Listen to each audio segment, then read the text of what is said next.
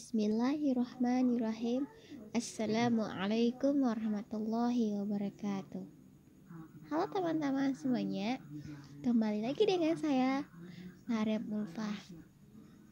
Nah, kali ini saya akan coba menjelaskan tentang dampak kecanduan pornografi terhadap anak. Nah, kali ini saya tidak sendiri, melainkan saya bakalan ditemani dengan rekan-rekan saya yang begitu luar biasa.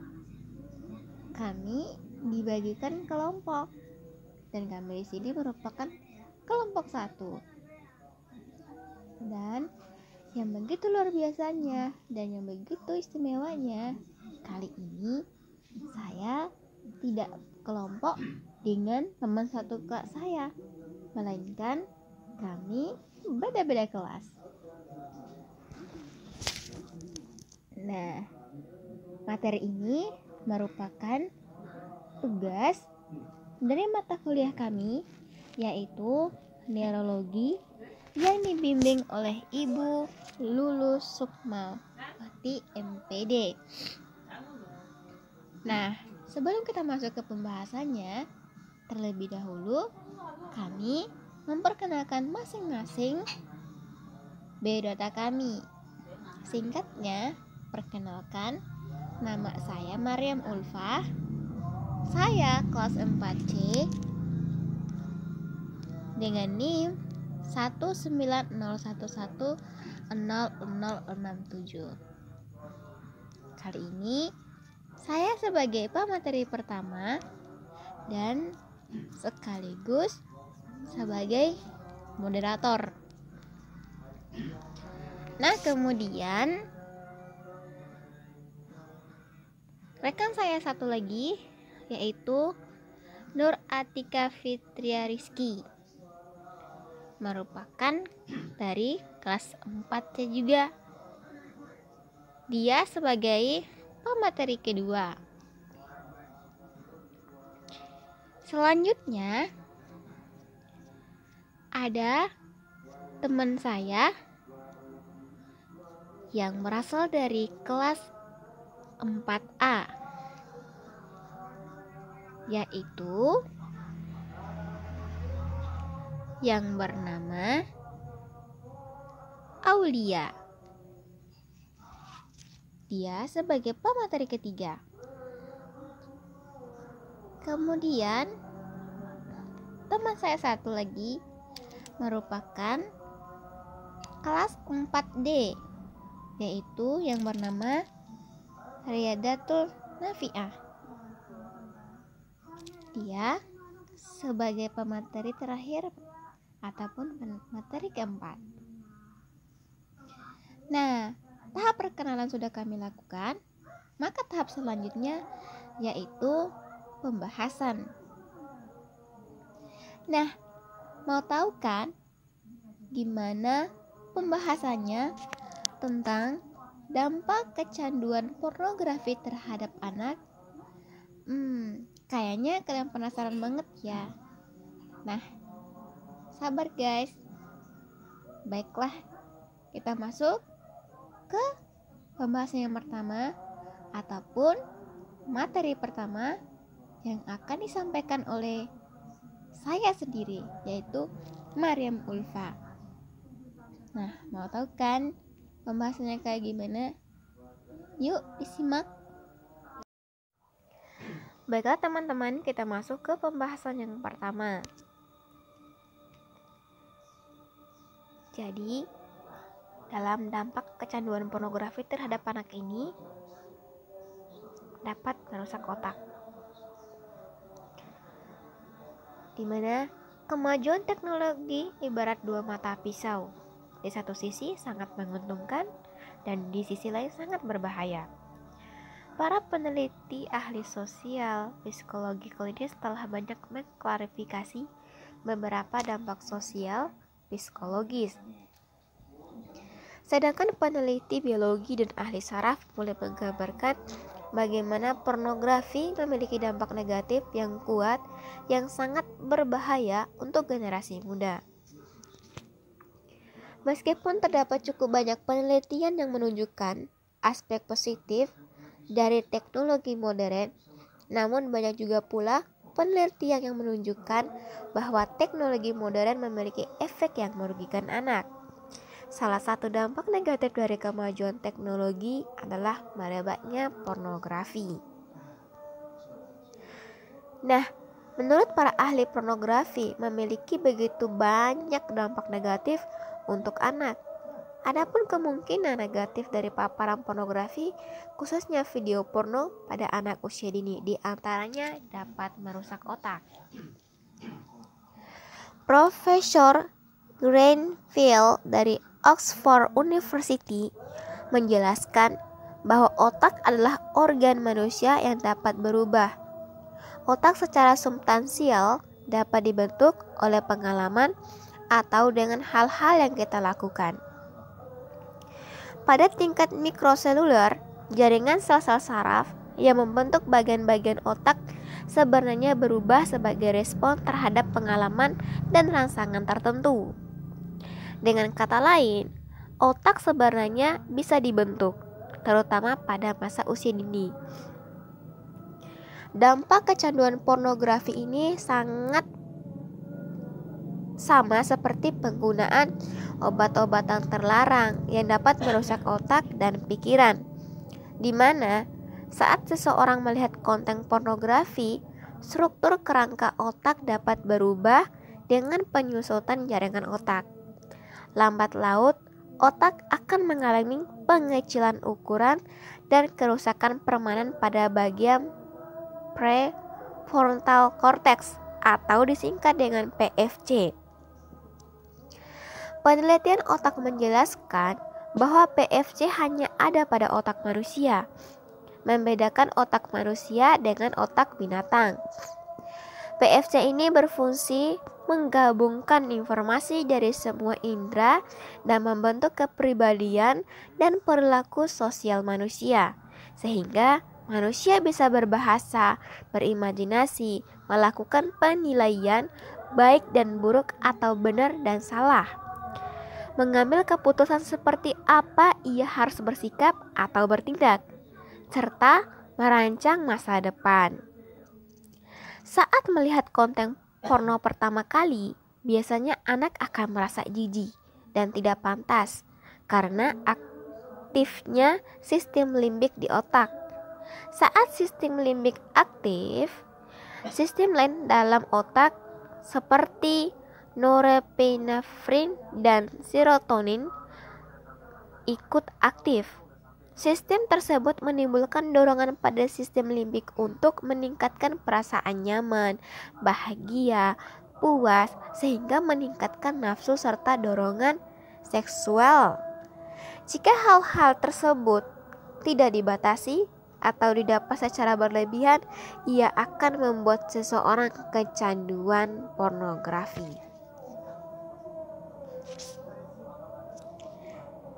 Nah, baiklah teman-teman, itulah pembahasan yang pertama. Dampak kecanduan pornografi dapat merusak otak anak. Nah, bagian kedua ataupun materi kedua akan dilanjutkan oleh Saudari Nur Atika Fitria Rizky. Bismillahirrahmanirrahim. Assalamualaikum warahmatullahi wabarakatuh. Hai teman-teman, perkenalkan nama saya Nur Atika Fitriani Rizky, NIM 1901160. Di sini saya akan membahas poin yang kedua, yaitu tentang yang membuat anak kecanduan pada pornografi. Montessori pernah menyatakan bahwa masa usia dini merupakan periode yang sensitif. Selama masa inilah anak usia dini dengan mudah menerima stimulasi dari lingkungannya, di mana kemampuan otak anak dalam menerima semua pengetahuan dari lingkungannya ini diikuti dengan rasa ingin tahu yang tinggi. Dari rasa keingintahuan anak ini merupakan bukti bahwa anak adalah pembelajaran yang aktif.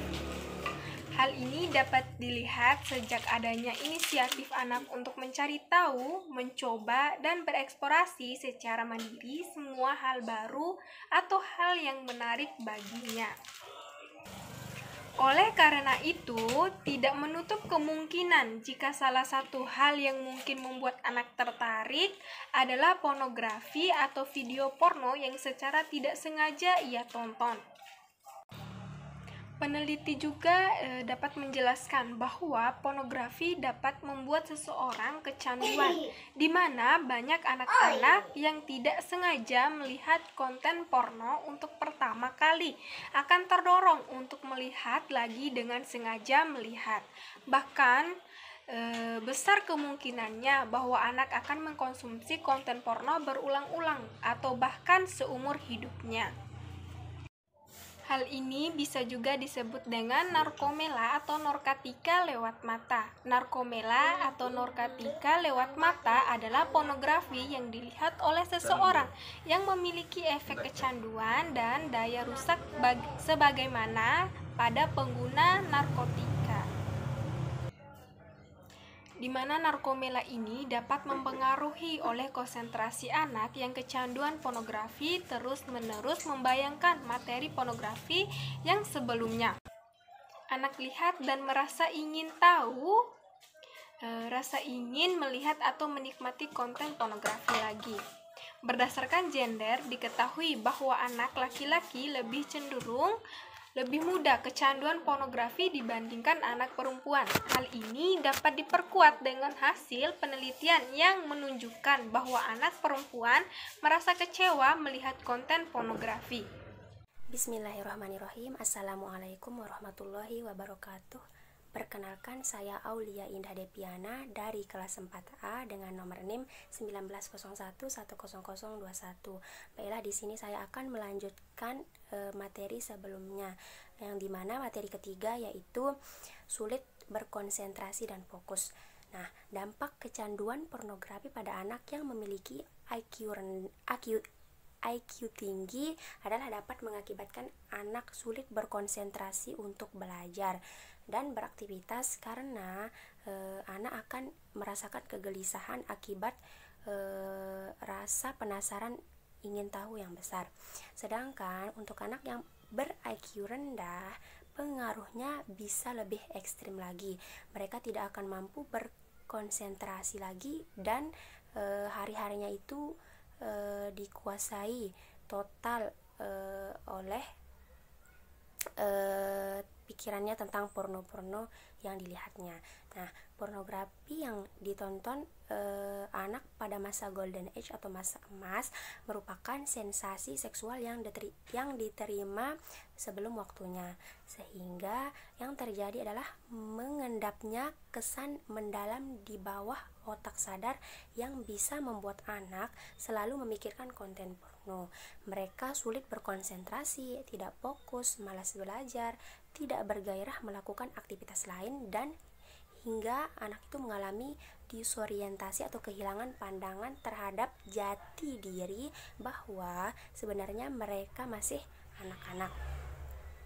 Nah, penelitian lain menunjukkan bahwa pornografi dapat mempengaruhi konsentrasi belajar, di mana di masa mendatang anak akan kecanduan pornografi akan terbayang-bayang dengan materi porno yang dilihatnya, di mana terdapat sebanyak 20,37% anak menganggap bahwa pornografi mengganggu konsentrasi belajar dan 22,22% siswa kadang-kadang merasa bahwa pornografi mengganggu konsentrasi belajar dan mengganggu konsentrasi belajar mereka. Sulitnya anak untuk berkonsentrasi membuat anak tidak bisa fokus untuk belajar karena merasa kegiatan belajar membosankan dan tidak memberikan rasa senang atau puas, seperti saat anak menonton video porno. Nah, hal ini dapat menyebabkan anak menjadi susah fokus, tidak mau memperhatikan apa yang diajarkan guru, dan asik sendiri dengan pikiran tentang pornografinya itu, dan menyebabkan konsentrasi anak menjadi lebih pendek, sulit berkonsentrasi saat belajar, dan tentunya berdampak pada penurunan prestasi anak di sekolah. Mungkin hanya ini yang bisa saya sampaikan di materi ketiga ini. Akan dilanjutkan ke materi ke selanjutnya oleh rekan saya. Sekian dari saya. Wassalamualaikum warahmatullahi wabarakatuh. Waalaikumsalam warahmatullahi wabarakatuh. Nama saya Ridatun Nafiah. Saya akan melanjutkan materi yang terakhir, yaitu memungkinkan anak melakukan kekerasan seksual di masa mendatang. Nah, penasaran ataupun mengikuti sesuatu merupakan sifat dasar anak. Ketika anak melihat sesuatu yang menarik baginya, maka anak akan penasaran dan mengikuti perilaku tersebut, baik itu negatif ataupun positif. Nah, apabila anak telah melihat pornografi atau tidak sengaja menonton film pornografi, maka anak akan mencoba meniru hal adegan yang ada di film tersebut. Nah, bisa seperti contohnya itu bisa dimulai dari hal-hal ringan saja seperti mencium, memeluk, ataupun sebagainya. Nah, ada juga anak yang merasa bangga melakukan hal tersebut sampai melakukan hal-hal yang tidak wajar untuk dilakukan oleh anak kecil ataupun orang dewasa yang belum menikah, seperti melakukan hubungan intim ataupun melakukan hal-hal yang tidak baik untuk anak. Pernah melakukan hal tersebut, maka ada anak yang merasa bangga telah melakukan tersebut dan ia tidak merasa bersalah telah melakukan hal tersebut. Nah, pertanyaannya, dengan siapa anak melakukan hal tersebut? Nah, anak melakukan hubungan tanda kutip seksual itu bisa dilakukan dengan orang yang lemah atau anak-anak yang lebih kecil daripada mereka. Contohnya itu sudah banyak sekali kasus-kasus hubungan seksual anak-anak, seperti contohnya kasus di pertengahan bulan Maret 2017. Nah, di mana ada 6 orang anak laki-laki yang berusia 6-12 tahun melakukan pelecehan seksual pada anak yang berusia sekitar 8 tahun. Karena anak-anak tersebut dipengaruhi oleh seorang pemuda yang berusia 24 tahun. Nah, di mana seorang pemuda itu memberikan tontonan pornografi kepada anak-anak yang melakukan pelecehan tersebut. Selain itu juga ada seorang anak laki-laki berusia sekitar 8 tahun di Bandar Lampung melakukan pelecehan seksual terhadap adik kandungnya sendiri. Akan tetapi orang tua yang mengetahuinya tidak berani melaporkan kejadian ini kepada pihak yang berwajib. Nah, ataupun pada pihak perlindungan anak. Nah, mungkin sekian itu presentasi dari saya. Assalamualaikum warahmatullahi wabarakatuh. Kurang lebihnya mohon dimaafkan.